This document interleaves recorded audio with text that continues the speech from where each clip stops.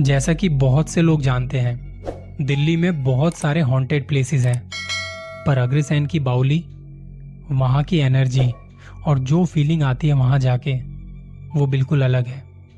कहा जाता है कि महाभारत के ज़माने में इस बावली को बनाया गया था। इस बावली में कुछ ऐसी अजीबो गरीबो जगह हैं जहाँ आपको कुछ आवाज़ें सुनाई दे सकती हैं। आपको वहाँ से किसी दूसरे इंसानों की आवाज़ें आती हैं, जैसे कोई बात कर रहा हो या आपसे बात करना चाहता हो। कहा जाता है कि अग्रसेन की बावली में एक कुआं भी है जिसका पानी काला हुआ करता था। उस पानी से लोग आकर्षित हो जाते थे और कुएं में कूद जाते थे। ये एक सुसाइड स्पॉट भी था। अग्रसेन की बावली को बहुत सारी फिल्म्स में भी दिखाया गया है, पर रात में ना तो वहां शूटिंग अलाउड है और ना वहां घूमना फिरना अलाउड है। इस एक बावली से बहुत ज्यादा रहस्य जुड़े हुए हैं और ये सब क्यों होता है, कैसे होता है, किसी को भी नहीं पता। दिन के वक्त आपको ये जगह बहुत रोमांचित कर सकती है। बहुत सारे टूरिस्ट यहाँ पर आते हैं, लेकिन रात को ये जगह उतनी ही खौफ से भरी नजर आती है। 2022 की शुरुआत में ही कुछ लोग यहाँ आए थे। कोलकाता का एक टूरिस्ट ग्रुप था। उन्हें यहाँ दिल्ली में कई जगहों पर घूमना था, जिसके चलते उन्होंने एक बस बुक की। इस ग्रुप में दो बहुत अच्छे दोस्त थे, शोभित और अनमोल। शोभित को ऐसी जगह हमेशा से रोमांचित करती रही है। इस ट्रिप को लेके भी वो बहुत ज़्यादा एक्साइटेड था। उसने अमोल को बताया कि वहाँ पर मुझे व्लॉग शूट करना है, तो आएगा ना मेरे साथ अंदर। अमोल ने कहा हाँ भाई, साथ चलेंगे। 17 जनवरी का दिन था और इनके ट्रिप को यहाँ दिल्ली में 2 दिन बीत चुके थे। आज उन्हें इस बावली के लिए निकलना था।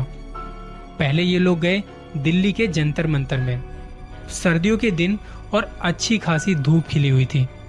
मौसम साफ था। सोमवार होने की वजह से वहाँ ज़्यादा भीड़ भी नहीं थी। तो इन लोगों ने उस जगह को बहुत अच्छे से देखा, वहाँ के इतिहास को जानने की कोशिश की। फिर दोपहर का खाना भी खाया। यही सब करते करते दोपहर के लगभग 3 बज चुके थे। वैसे कुछ कहानियां यहाँ जंतर मंतर की भी हैं।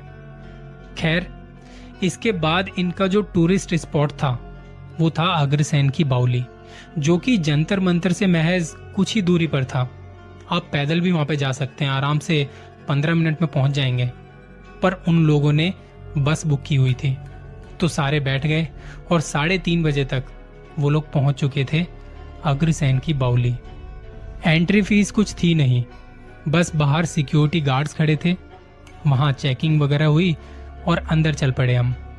बावली का समय सुबह 8 बजे से शाम के 6 बजे तक रहता है और सर्दियों के मौसम में 6 बजना यानी कि अंधेरा हो जाना। तो हम सबको 6 बजे से पहले वहां से निकलना भी था। हमारे जो गाइड थे वो सबको यहाँ की हिस्ट्री के बारे में बता रहे थे कि कैसे कैसे यहाँ क्या क्या हुआ था। लोग फोटो वगैरह खींच रहे थे, कोई चिल्ला रहा था अपनी ही गूंजती हुई आवाज को सुनने के लिए। सब काफी मजे कर रहे थे। जैसा कि मैंने बताया, ये जगह आपको दिन में बहुत रोमांच से भर देती है, लेकिन जैसे जैसे रात होती है, अंधेरा गहराता है, ये जगह आपके अंदर डर पैदा करने लगती है। वो डर आपकी रूह को चीरता हुआ आपको अपने वश में कर लेता है। शोभित और अमोल अपने लगे हुए थे व्लॉग बनाने में। यहाँ की बहुत सारी जगह को उन्होंने अपने इस व्लॉग में कवर कर लिया था और कभी सीढ़ियों से ऊपर तो कभी नीचे। चलते चलते थक गए थे दोनों। अमोल ने कहा यार बस बहुत है, इतने में अच्छा खासा आधे घंटे का व्लॉग बन जाएगा। और देख, टाइम भी होने वाला है इस बावली के बंद होने का, तो हमें निकलना भी है। इस वक्त ये दोनों नीचे बैठे हुए थे।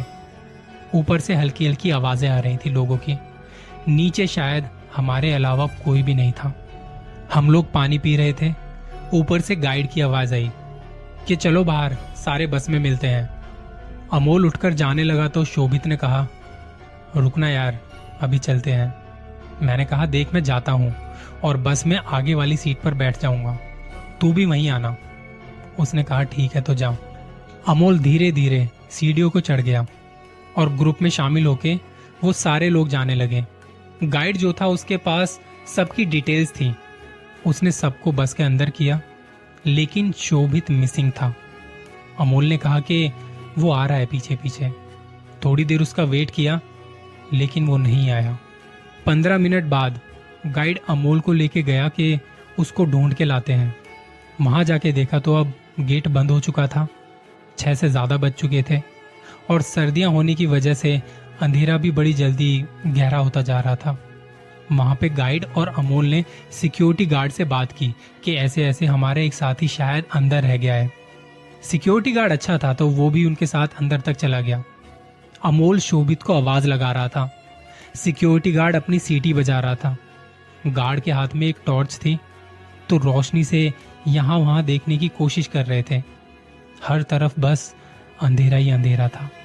हमारी गूंजती आवाज हम तक वापस आ रही थी पर शोभित का कोई अता पता नहीं था।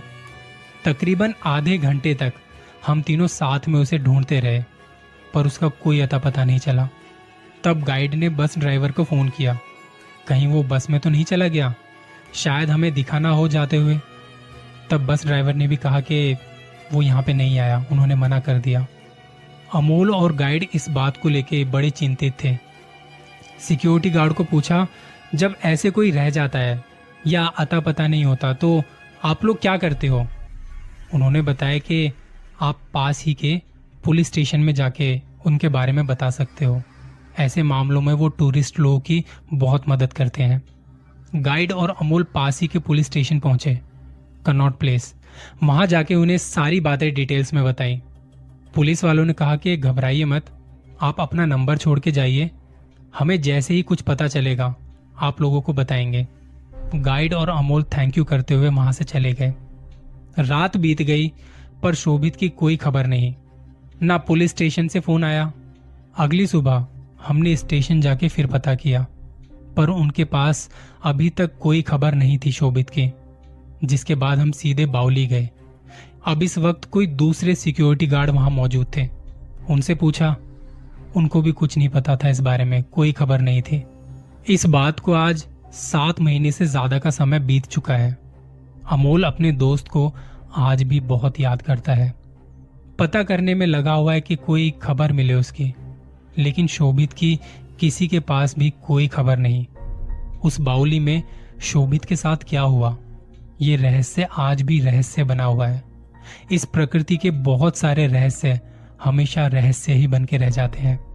उस बाउली में शोभित का यूं खो जाना कोई नहीं जानता। वो कहाँ है, कैसा है। ये दर्द अमोल को जिंदगी भर चुभता रहेगा कि उसने अपने दोस्त को अकेला क्यों छोड़ा था। आखिरी बार शोभित ने अमोल को रुकने को कहा था ना, मगर अमोल को ये कहाँ पता था कि ये आखिरी बार है। अग्रसेन की बाउली में ना जाने ऐसे कितने ही राज छिपे हैं। बहुत कहानियां हैं यहाँ की। उन्हीं में से एक कहानी ये भी थी, अमोल और शोभित की।